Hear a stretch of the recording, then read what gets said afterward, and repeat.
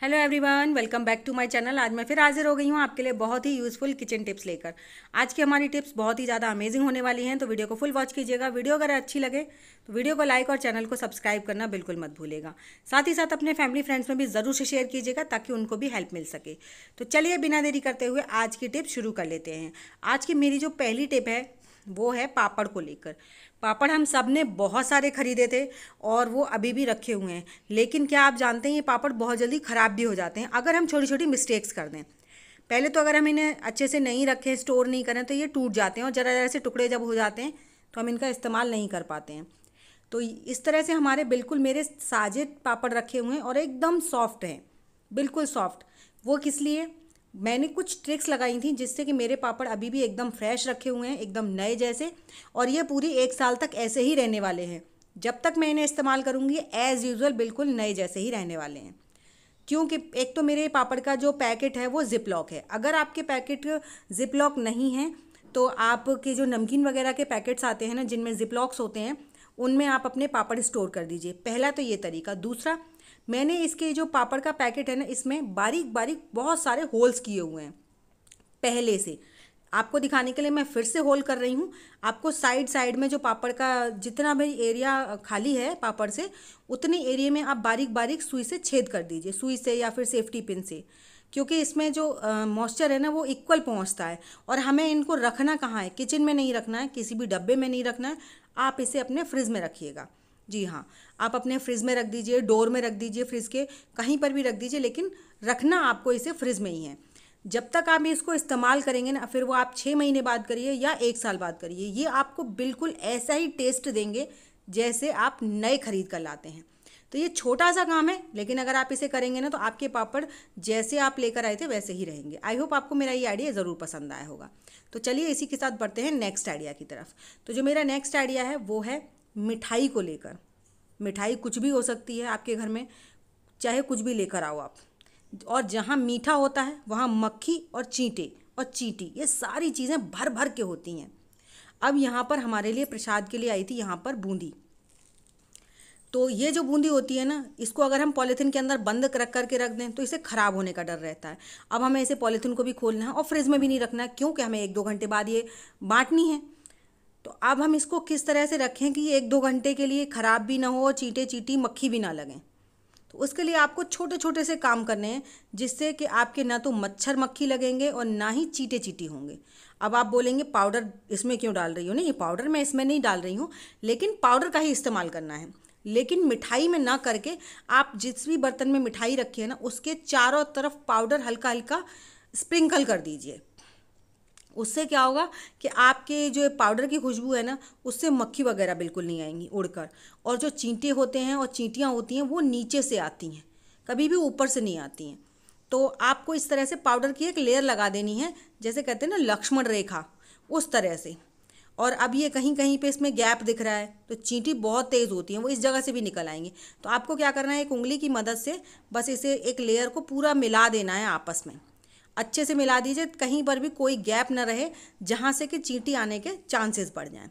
तो इस तरह से जब भी आपको मीठा वगैरह रखना है, मिठाई हो, प्रसाद के लिए कुछ भी हो, और आप उसे फ्रिज में नहीं रखना चाहते हैं, तो आप 1 घंटे, 2 घंटे, 4 घंटे, 10 घंटे, किसी की भी कितनी भी देर के लिए आपको स्टोर करनी हो, आप ये छोटा सा काम कर दीजिए। बिल्कुल भी चींटे चींटी मक्खी मच्छर बिल्कुल नहीं लगेंगे। तो छोटा सा काम है, आपको ज़रूर पसंद आया होगा। तो चलिए इसी के साथ बढ़ते हैं नेक्स्ट आइडिया की तरफ। तो जो मेरा नेक्स्ट आइडिया है वो है चार्जर केबल को लेकर। अब जब हमारा ये चार्जर केबल ख़राब हो जाता है ना, तो चार्जर भी बिल्कुल बेकार चला जाता है।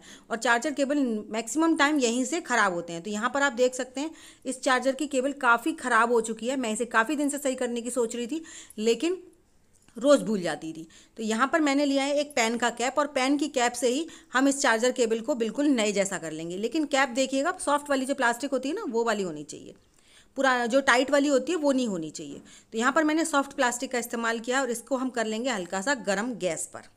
जी हाँ, कैप की हमें जो प्लास्टिक है ना वो हल्की सी मेल्ट करनी है। और मेल्ट करने के बाद हमें इस चार्जर केबल पर जहाँ से ये तार टूट रहा है वहाँ पर लगानी है। तो देखिए मेरी हल्की हल्की मेल्ट होने लगी है, और बस आप चार्जर केबल को हल्के हल्के हाथ से घुमाते जाइए और उस पर जो इसकी प्लास्टिक है ना उसकी एक लेयर जमती जाएगी। इस तरह से दोबारा से गर्म कर लीजिए कैप को, और इसी तरह से आप इस प्रोसेस को 1 2 3 4 बार कर लीजिए, जिससे कि अच्छी सी एक मोटी सी कोटिंग इसके ऊपर प्लास्टिक की लग जाए। क्योंकि चार्जर की केबल यहाँ से अगर ख़राब हो जाती है तो पूरा चार्जर ही ख़राब हो जाता है, फिर हमें पैसे डालने पड़ते हैं। और जो ओरिजिनल चार्जर है ना वो काफ़ी महंगे आते हैं, और अगर आप लोकल चार्जर मार्केट से ले लें तो वो हमारे फ़ोन को अच्छे से चार्ज नहीं करते हैं और वो बहुत जल्दी ख़राब हो जाते हैं। लेकिन ओरिजिनल चार्जर अगर हम अच्छे से केयर करके रखें तो इनकी तो लाइफ बहुत लंबी होती है। तो देख सकते हैं मैंने इस पर प्लास्टिक की काफ़ी अच्छी कोटिंग लगा दी है, और हमारा जो चार्जर है ना वो बहुत मजबूत हो गया है। अब ये यहाँ से तो कभी नहीं टूटने वाला है। तो इस तरह से खूब बढ़िया तरीके से आप एक लेयर लगा दीजिए, और अगर आपका चार्जर बीच में से क्रैक हो गया है तो आप बीच में भी लगा सकते हैं, साइड से हो गया है, ऊपर से, नीचे से, कहीं से भी हो गया है, आप इसे अच्छे से लगाकर हल्के हाथ से दबा दीजिए, और अगर कहीं थोड़ा बहुत एक्स्ट्रा लग गया है तो उसे छुड़ा दीजिए।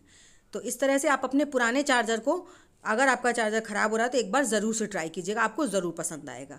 तो इस तरह से चार्जर केबल तो नई हो गई। अब हमारे दूसरा प्रॉब्लम आती है चार्जर को लेकर। कई बार ना चार्जर की जो ऊपर नीचे की पिन्स होती हैं इनमें गंदगी बहुत ज़्यादा भर जाती है, और उसे हमें साफ़ करने के लिए हम पानी का इस्तेमाल तो कर नहीं सकते। तो उसके लिए यहाँ पर मैंने जो हमारे कपड़ों में कभी कभी फोम निकलती है ना उसका इस्तेमाल किया है, और साथ ही साथ किया है कॉलगेट का इस्तेमाल। तो यहाँ पर मैं थोड़ा सा फोम के टुकड़े पर जरा सी कॉलगेट निकाल लूँगी, और कॉलगेट से ना हम इसी की जो चिप वगैरह सी होती हैं, ऊपर नीचे के जो पिन्स होती हैं उन्हें भी साफ़ करेंगे, साथ ही साथ पूरे चार्जर को भी साफ़ करेंगे बिना पानी के।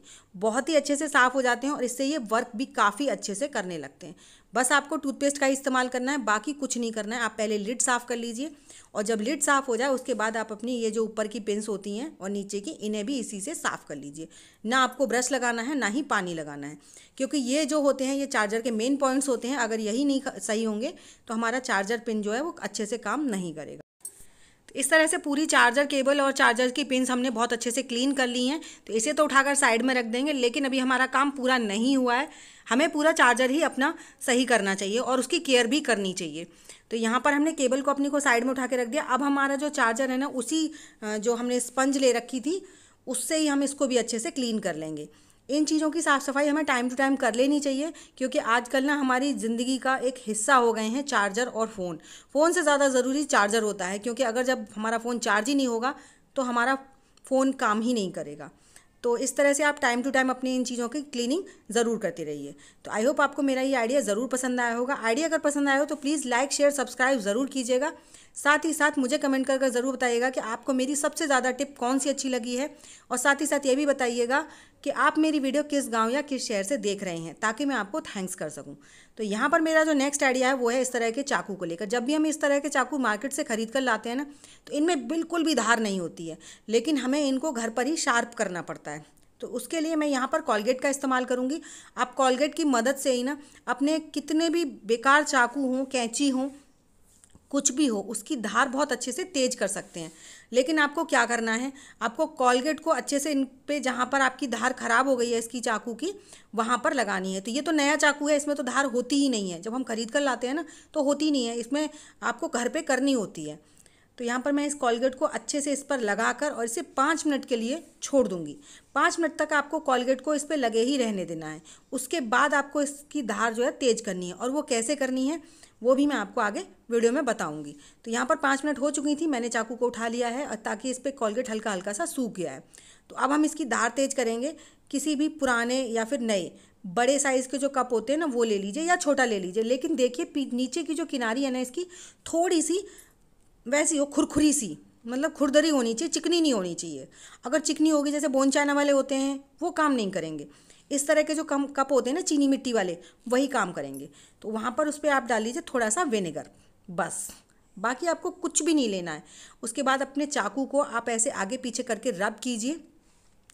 दोनों साइड से, अपोजिट साइड से करना है, एक साइड ऊपर एक साइड नीचे। ऐसा नहीं कि दोनों साइड, मतलब आप एक साइड ऊपर भी करते जा रहे हैं, नीचे भी करते जा रहे हैं। एक साइड आगे की तरफ धार को कीजिए और एक साइड पीछे की तरफ धार को कीजिए।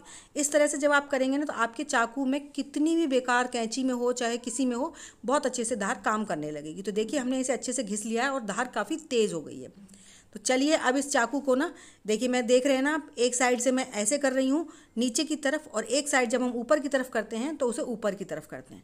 तो चलिए अब इस चाकू को धोकर मैं आपको दिखाती हूँ, और ये चाकू जो है हमारा बहुत बढ़िया तरीके से काम करने लगा है। तो चलिए कुछ कट करके भी दिखा देते हैं कि इसकी धार कितनी ज़्यादा तेज़ हो गई है। तो यहाँ पर मैं ले रही हूँ इसे चेक करने के लिए एक प्याज की गांठ। जी हाँ, क्योंकि प्याज जो होती है वो इतनी आसानी से नहीं कटती, और यहाँ पे मैंने छिलके समेत प्याज को काटा है। तो देखिए बढ़िया तरीके से कट गई है ना।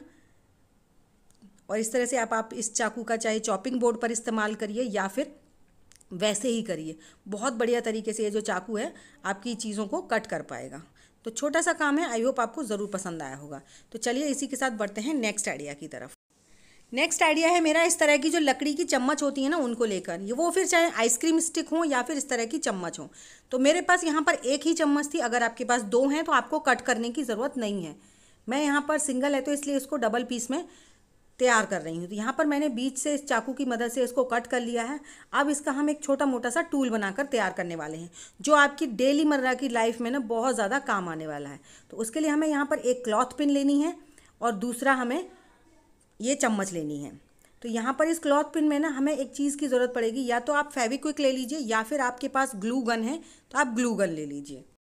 तो मैंने यहाँ पर ग्लू गन का इस्तेमाल किया है। ग्लू गन को ना गर्म करके अच्छे से इनके दोनों साइड पर ग्लू लगा दीजिए, और इस पिन को गलती से भी बंद मत कीजिएगा। पहले आपको एक स्टिक ऊपर लगा देनी है और एक जो स्टिक है वो उसे नीचे लगा देना है। मैंने एक उल्टी एक सीधी रखी है ताकि दोनों मतलब बढ़िया तरीके से बैलेंस बना सकें, और इनको अच्छे से इक्वल करके चिपका दीजिए। अब ये हमारा छोटा मोटा सा एक टूल बनकर तैयार हो गया। इसका हम इस्तेमाल कहाँ पर करेंगे, पहले इस ग्लू को सूख जान देते हैं। चलिए उस इस्तेमाल को भी आपको मैं बताती हूँ। हमने जैसे ये टूल बना लिया, अब ये टूल हमारे काम आने वाला है किचन में।